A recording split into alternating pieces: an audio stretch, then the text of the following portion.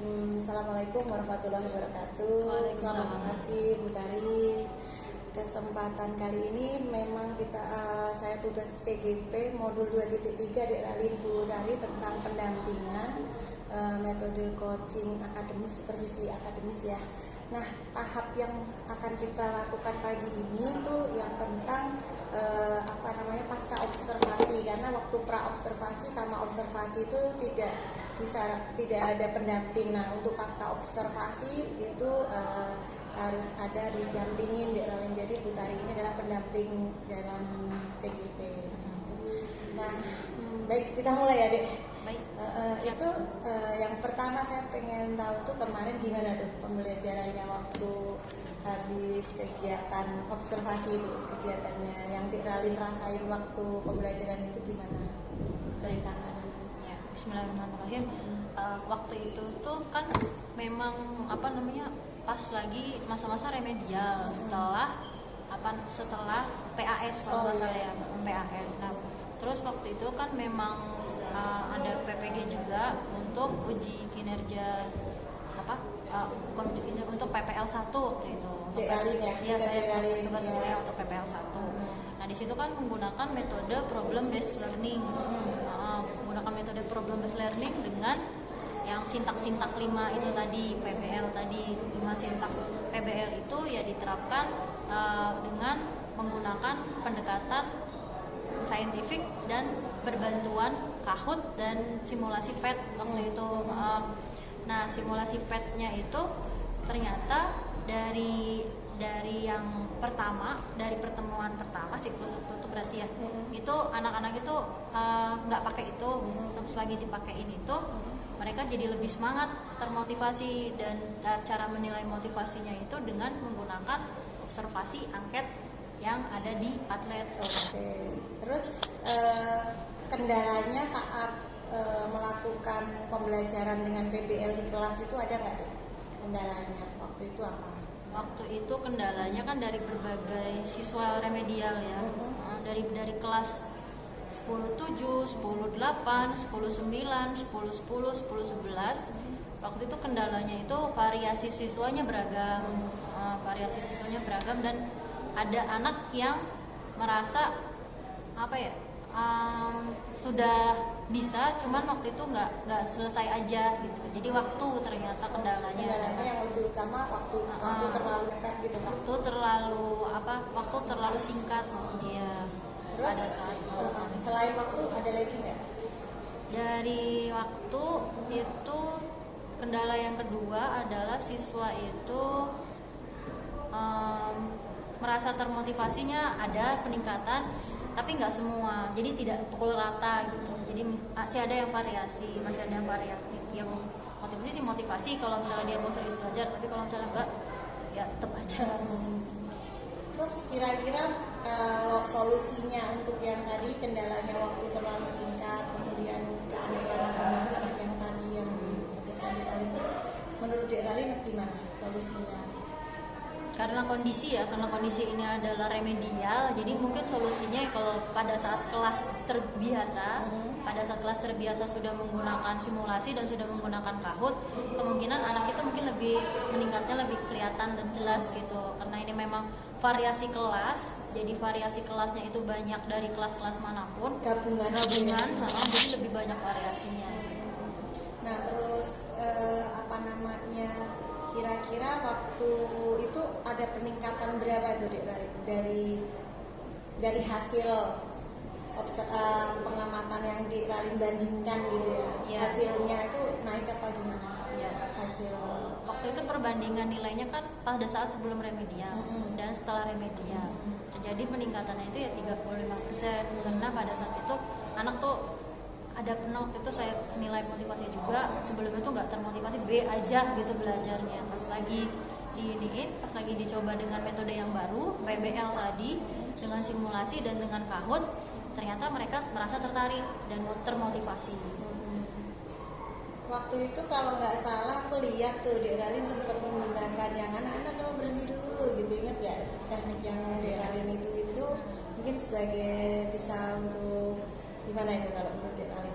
Iya betul, mungkin mungkin dari awal harus disetel satu frekuensi mungkin ya, anak-anak itu mungkin pada saat di awal pembelajaran perlunya untuk teknik stop jadi mungkin harus berpikir, fokus dulu, di review lagi teknik yang benar-benar harus fokus pada saat itu gitu, biar anak-anak biar fokus dulu gitu ya, itu salah satu strategi ya.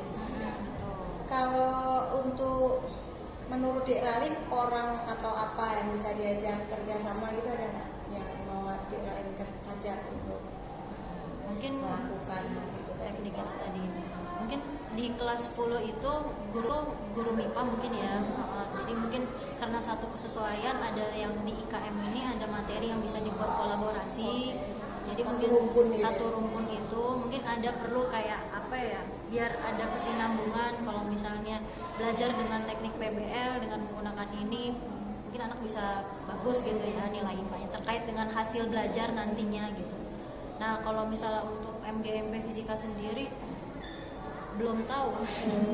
Kenapa belum tahunya? Karena ada ya mungkin seperti senior gitu kan, yang kayak Bu Rina, Bu Eti itu kan di kelas, kalau Bu Eti sih masih mending, kalau Bu Rina kan di kelas 11 atau di kelas 12 mungkin agak susah. Karena beda kurikulum tadi sih Mbak. Karena mereka masih di 2013 ya, kelas 12. Acuannya kan bukannya siswa yang di pusat kan. Artinya kalau nanti ada kesempatan bisa sama satu tujuan yang sama, bisa diadakan kolaborasi lagi ya. Oke, terus apa lagi ya? Untuk ini kali ya Bu ya, refleksi aja ya. Jadi rencana ke depan dulu deh sebelum refleksi. Kalian pengennya gimana setelah kemarin tuh? Setelah melakukan PBL ya, setelah menerapkan PBL itu ternyata enak. Jadi siswa itu lebih lebih menangkap hakikatnya kita belajar itu apa gitu. Terus kemudian juga dengan teknik stop itu siswa juga lebih fokus. Kemudian jadi saya ingin mencoba untuk menerapkan metode ini dengan teknik tadi, teknik stop, kemudian dengan menggunakan PBL tadi untuk pembelajaran di kelas selanjutnya. Oke, jadi untuk dilakukan secara jadi evaluasi hasilnya bagus, mau diterapkan lagi untuk ke kelas selanjutnya atau materi selanjutnya mungkin ya. Terus refleksi. Kalau untuk setelah kita kan mulai dari merencanakan ya waktu itu, kemudian mengamati waktu di kelas, kemudian sekarang pasca observasinya gitu. Nah, menurut Dek Ralin, yang Dek Ralin rasakan apa? Gimana dengan adanya model seperti supervisi akademik metode coaching seperti ini? Ya, terbantukan sih Mbak. Pada intinya sih pada saat kita melakukan per coaching ini, kemudian supervisi ini, saya sendiri merasa pribadi saran-saran dari Mbak Kori itu kayak kena gitu. Jadi langsung pada saat itu kan Mbak Kori juga mengamati apa yang saya lakukan, apa yang saya ajarkan ke anak-anak, kemudian juga nih kurang nih Dek, ini kurang nih. Jadi seperti lebih kayak coaching mentor gitu. Kalau coaching mentor itu kayak ulang pas ya, kalau supervisi akademik sebenarnya saya juga belajar dari dunia. Oke, jadi untuk dilakukan secara jadi evaluasi hasilnya bagus, mau diterapkan lagi untuk ke kelas selanjutnya atau materi selanjutnya mungkin ya. Terus refleksi. Kalau untuk setelah kita kan mulai dari merencanakan ya waktu itu, kemudian mengamati waktu di kelas, kemudian sekarang pasca observasinya gitu. Nah, menurut Dek Ralin, yang Dek Ralin rasakan apa? Gimana dengan adanya model seperti supervisi akademik metode coaching seperti ini? Ya, terbantukan sih Mbak. Pada intinya sih pada saat kita melakukan per coaching ini, kemudian supervisi ini, saya sendiri merasa pribadi saran-saran dari Mbak Kori itu kayak kena gitu. Jadi langsung pada saat itu kan Mbak Kori juga mengamati apa yang saya lakukan, apa yang saya ajarkan ke anak-anak, kemudian juga nih kurang nih Dek, ini kurang nih. Jadi seperti lebih kayak coaching mentor gitu. Kalau coaching mentor itu kayak ulang pas ya, kalau supervisi akademik sebenarnya saya juga belajar dari Dek Ralin tuh kemarin tuh, apa kelebihannya, apa kekurangannya. Jadi kalau di supervisi akademik itu bukan menggurui dan digurui sih sebenarnya deh, lebih ke arah kita kesetaraan, saling pingin ini aja, saling belajar gitu. Sebenarnya seperti itu. Artinya dengan metode coaching supervisi akademik seperti ini, Dek Ralin merasa terbantu ya tadi. Sangat terbantu. lumayan lah ya, ada input ya, ada untuk kita lebih apalagi terutama tentang teknik stop. Oh ya, mengkondisikan anak yang Iya. kondisinya memang beragam, dan Iya. anak-anak itu Putari, anak-anak yang kita ambil tuh kebetulan yang anak-anak remedial, jadi kan pilihan benar itu yang benar-benar harus Kurang benar sebetulnya. untuk meningkatkan Motivasi Motivasi dulu baru nanti belajarnya. meningkatkan hasil belajar. Ya. Ya begitu Bu Tari, kita telah melakukan pasca observasi untuk tugas modul saya di metode supervisi akademik dengan metode coaching di modul 2.3. Kira-kira bagaimana Bu Tari, ada yang perlu dibahas atau disampaikan? Ya, terima kasih Bu Radin sudah memberikan kesempatan yang berdiskusi gitu ya, dan bersedia jadi tim ya sama Bu Kori. Ya. Semoga apa yang kita ini yang sudah bisa berbagi selama mulai dari pra observasi sampai pasca ini boleh sama-sama menolong kita ya dalam proses pembelajaran kita di kelas. Terima kasih Bu Kori juga. Ya, sama-sama Bu Tari, terima kasih banyak. Selamat pagi semuanya. Assalamualaikum warahmatullahi wabarakatuh.